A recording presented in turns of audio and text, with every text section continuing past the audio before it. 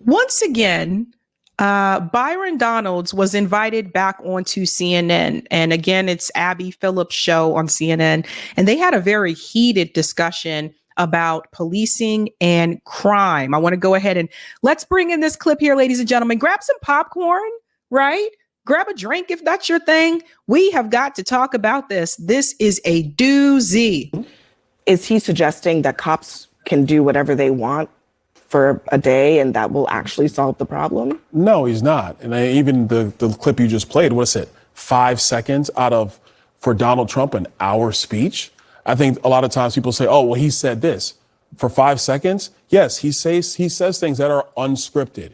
He goes off the cuff. He's not serious. There's no policy behind that. But I think where the American people truly are is they at least want to hear what somebody is thinking full-throated versus Kamala Harris, who is completely scripted, badly scripted. I guess I wonder, and there's nothing coming out of her. What is the policy then? If it's not that, then what is actually the solution? He wants to make sure that police are supported, so they're upholding the law. In every city in our country, I was in Duane Reade last night here in New York, just trying to get razor blades so I can get a fresh shave for today. I had to press the button for the attendant to come to open up the case just so I can get a pack of razor blades. That's what's going on in every major city of America. Americans are fed up with that kind of stuff. It happens because you do have a dereliction of support for law enforcement in too many cities in America. And so there's a major angst going on amongst the American people. Donald Trump said a comment for 5 seconds. That's not setting policy. That's revealing the angst of the American people. Donald Trump has a history of saying inflammatory things. It's not just those 5 seconds, Congressman, and you know that. He has a history that goes back from the time when he first ran for office, and he's talked about telling people in his rallies to knock the crap out of him. He had a history, even when I was working here at CNN, he was telling people how CNN is the enemy of the people. And you know what? A guy named Caesar Sayak sent pipe bombs to this building, or not to the other building that CNN used to be in, and tried to kill people. Donald Trump says things that get people hurt. When he talked about liberating Michigan, what happened? Gretchen Whitmer, the governor of Michigan, they tried to kidnap her. There's a plot to try to kidnap her. Every time he says something that's just 5 seconds, inflammatory statements like that, what happened when we have January 6th? It's because Donald Trump opened his big mouth and wouldn't shut up. And I wish at some point, Congressman, you would at least have the courage to stand up to your dear leader and tell him when he's doing wrong. Are we going to Don't just apologize for him.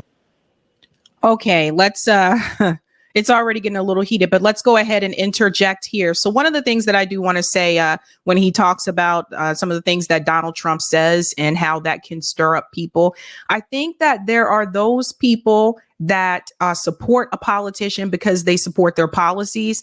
And then there are those that idolize a politician. And there are some crazies out there, regardless if they're a Kamala fan or a Trump fan. There are some people that idolize a politician so much to the point where they would do anything for them. So some of the instances that he was referring to there, those are those people. Those are those people that are willing to do whatever they can for Donald Trump, even if it's extreme, even if it's breaking the law. Yes, those people do exist.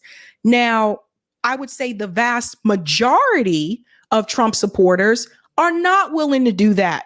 If that were the case, you would have seen all of them there for January 6th. If that was the case, you would have seen all of them trying to do these things. So those people that he's speaking about, those are outliers. Those are not the majority. And I think I highly, highly, highly encourage you to speak to people that don't necessarily support the politicians that you support.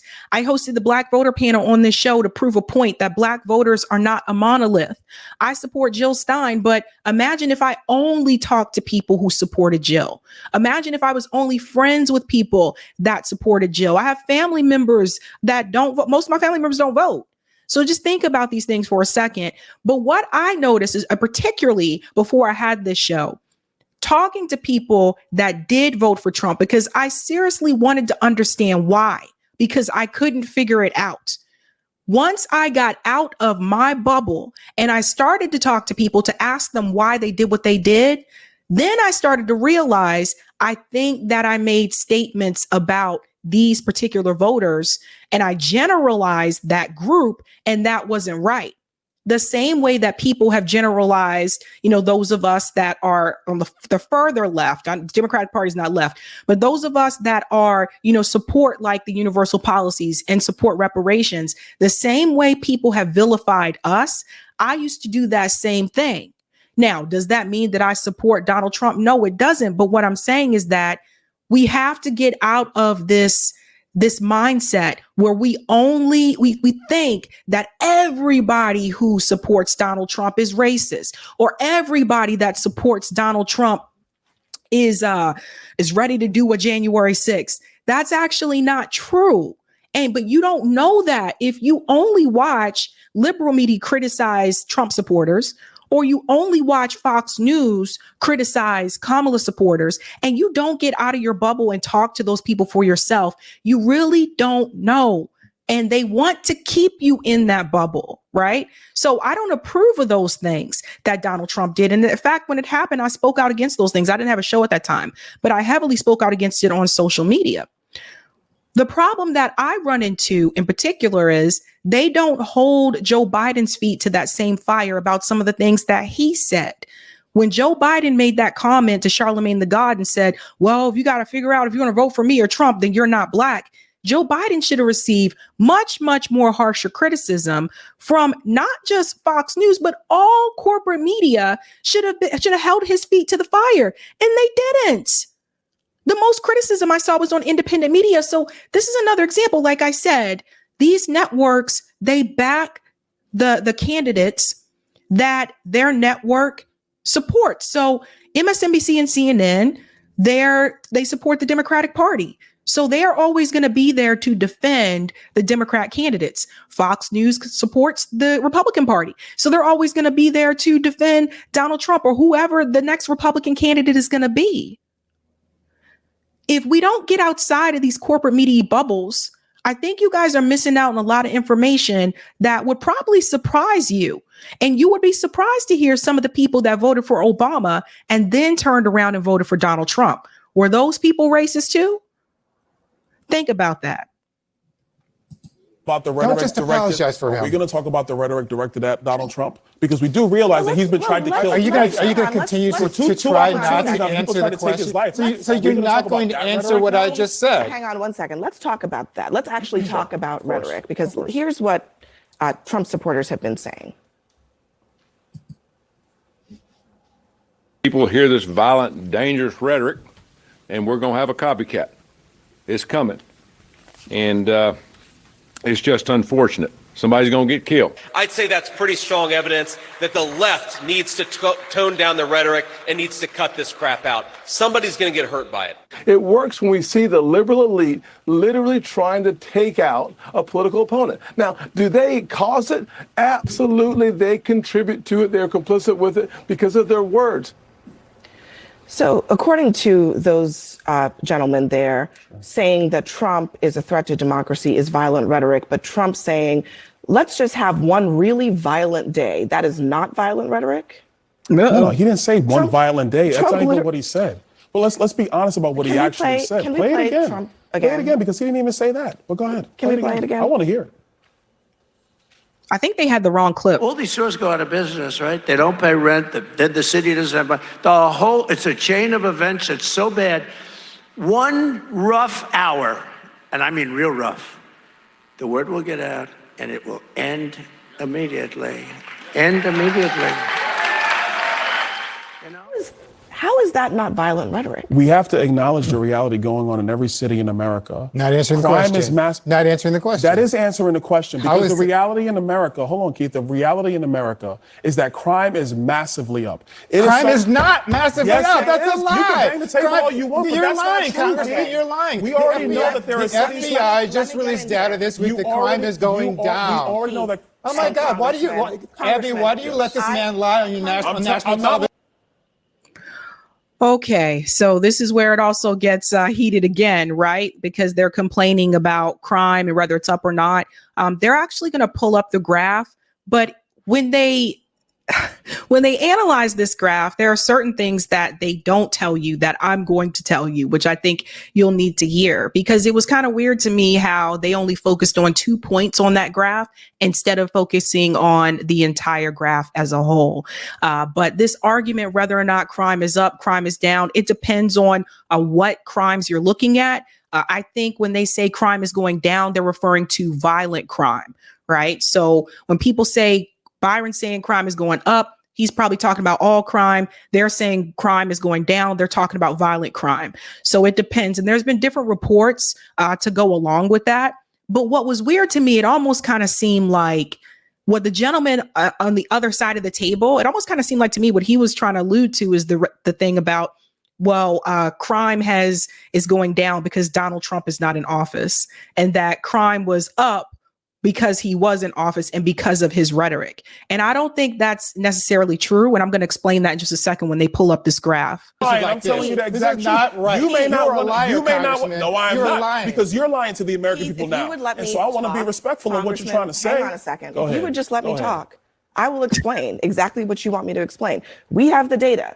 The FBI literally put out data today showing that crime is down this year for the first 6 months of the year. But look at the trend line. Okay, crime is down in all these different categories. And then there is a trend line that shows that crime is going down. Okay, so let's pause here for a second, guys. This is the new FBI crime stats. So this is violent crime. So murders, sexual assault, robberies, aggravated assault, property crime. This is more so like violent crime.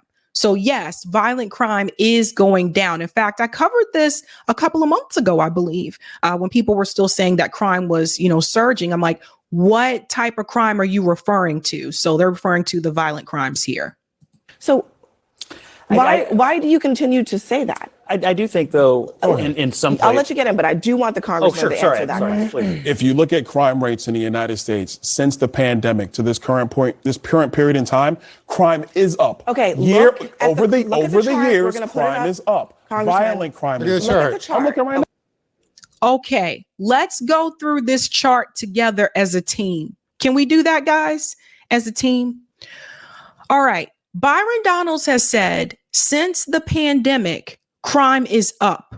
So if we look at the graph here, we can see 2020 pandemic, and he said since the pandemic, crime is up. Technically, what he said is true. Since the pandemic, crime is up. What he omits is that since in between period, he does leave this out. There was a high of 1.3 million for violent crime in 2020. Now, why is that important? That makes sense because that was the height of the pandemic. So it makes sense that violent crime would have been pretty high during that time. Actually, almost one of the highest on this graph if we're looking at the years. That makes sense.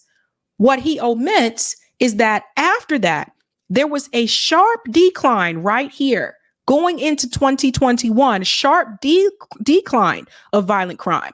So he omits this piece of information, but then he jumps in to tell you that violent crime increased. And he's right. Right here, it has increased. Joe Biden came into office 2020, and you see a sharp increase of crime.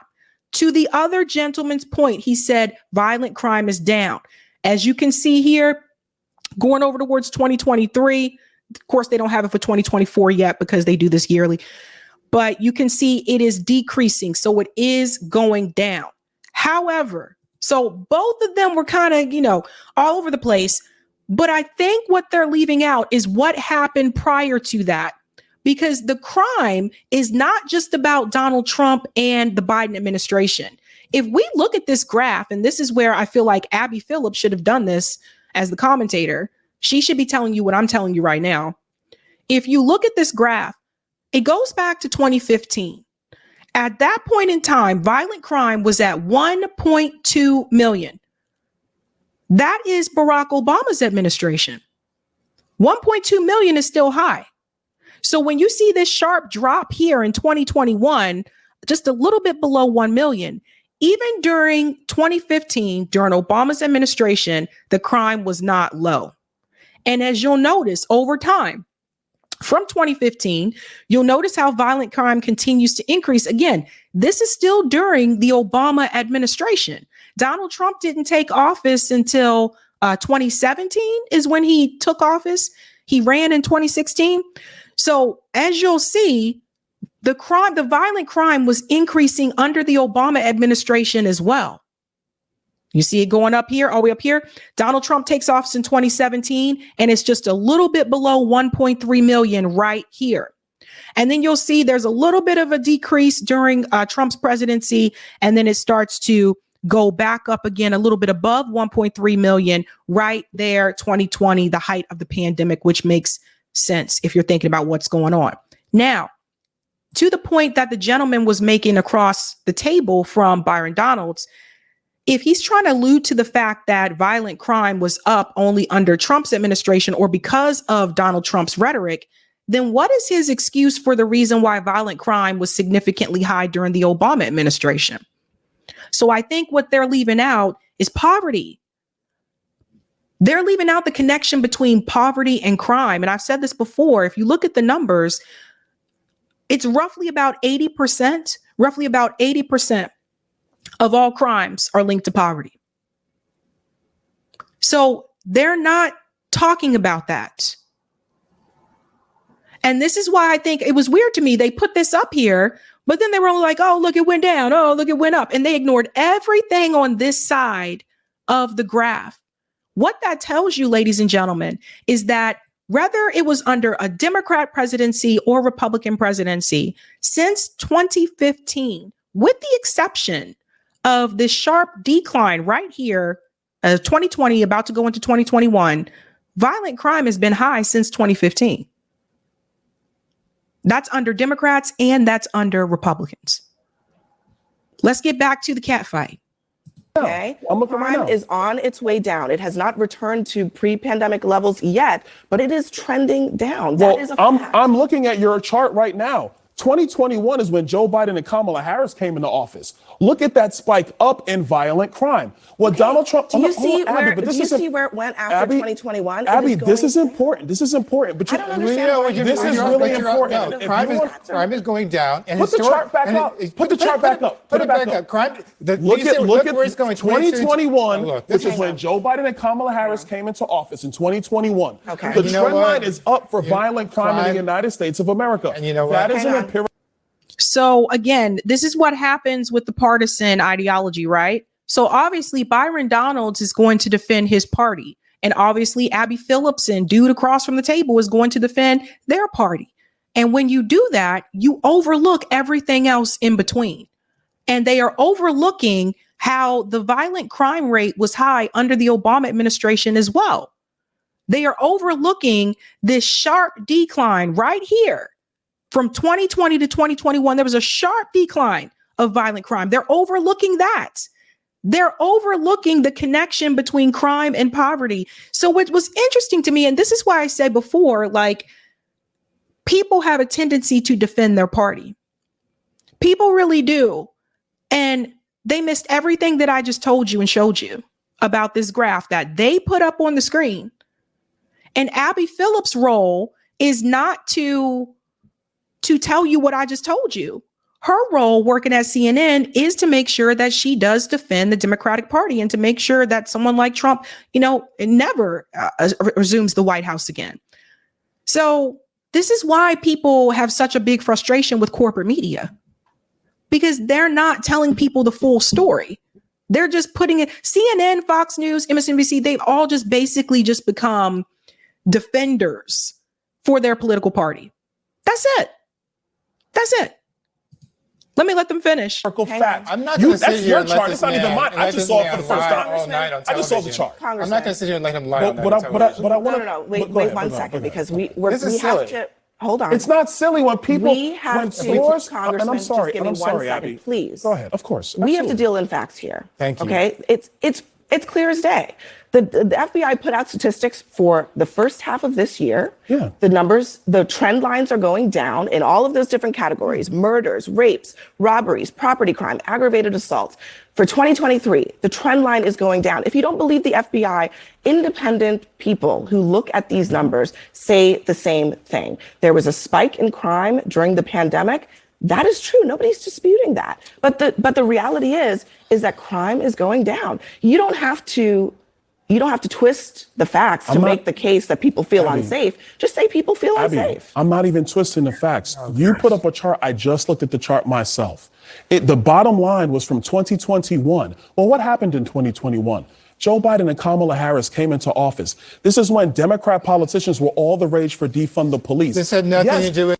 So again, they're wrong. So once again, Byron Donalds is debating this from a partisan perspective.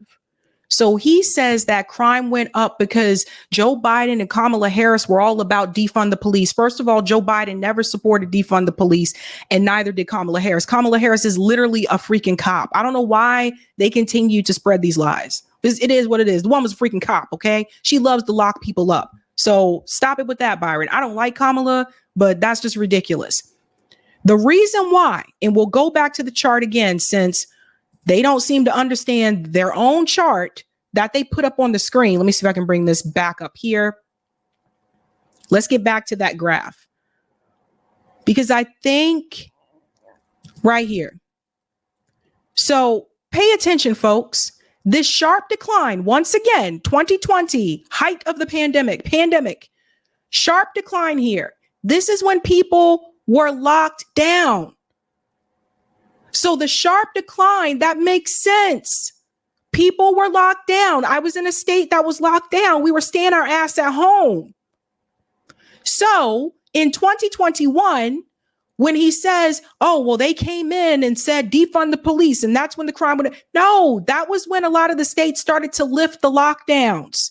That is why it started to go back up again, which is what it was before, prior to the lockdowns. Does everybody understand that? Now, why can't they understand that? Why can't they understand what I just showed you? It is common sense that if you're locked down and everybody's inside, of course, you're going to have less crime. But he's not making the case for the fact that once the lockdowns were starting to lift, and that would make sense about 2021, that's when they started to lift it, or at least here, the crime rate increased again.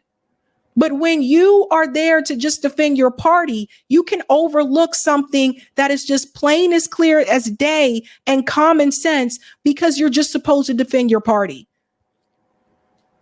I mean, Abby Phillips doesn't tell you what I just told you either.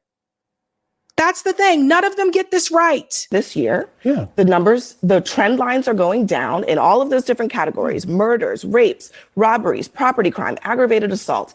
For 2023, the trend line is going down. If you don't believe the FBI, independent people who look at these numbers say the same thing. There was a spike in crime during the pandemic. That is true. Nobody's disputing that. But the reality is that crime is going down. You don't have to twist the facts to make the case that people feel unsafe. Just say people feel unsafe. I'm not even twisting the facts. You put up a chart. I just looked at the chart myself. The bottom line was from 2021. Well, what happened in 2021? Joe Biden and Kamala Harris came into office. This is when Democrat politicians were all the rage for defund the police. This had nothing to do with that. Can I finish my point? Because I'll let you speak. No, but you can't. You really did not. You monopolized the entire conversation for the most part. You yelled across the table, didn't even let me make my point. I'm not lying. I'm telling you the truth. You don't want to hear the truth. That's the problem. The truth is up there in the problem is you don't want to hear the truth. Let you finish your thought, all I'm saying is similar. I don't even know why you have him on the stage tonight. Similar to inflation, because I'm bringing facts to you. Because you're lying. Because similar to inflation, in 2024, the trend lines are coming down slowly, but that ignores the reality of 2021, 2022, 2023. You know what the American people are concerned about, which Donald Trump is speaking to? Massive inflation brought to us by Joe Biden and Kamala Harris. True. It is very true. Even Larry Summers said it. You can interrupt all you want, but it's the facts. I was in the House. You were not. I know exactly what happened. I know what you were doing in the House, But again, I'm going to move on. Hang tight, Keith. I'm going to finish. You have massive inflation created by Joe Biden and Kamala Harris. True. The same chart you just put up, 2021, through 2023, crime rates going up, and then slowly tapering off in 2024. And then we're supposed to sit here and act like, oh, happy days are here again because the trend lines are going down. The trend lines over the last 4 years are massively up. That's what Donald Trump is speaking to. And that's why the American people have serious issues about what's going on in America. I will say this, the trend. So this was just really sad. And this is why people, more people are moving away from corporate media. On Sunday, I'm going to tell you about a couple of people that are making a shift. We're going to talk about the announcement from Anna Kasparian, and we're going to talk about the announcement from Taylor. I forget that woman's name. She works at the Washington Post. We're going to tell you about this shift that's starting to happen in media because, again, like I said before, corporate media, they leave out just important information. And anybody who is not thinking from a partisan lens and is just looking at that graph, all you have to do, and what was weird is they even mentioned the pandemic, but they didn't make the correlation between the lockdowns, people being locked inside, and people walking outside. So that was just really weird to me. But I got to tell you guys, this is how partisanship can rot the brain.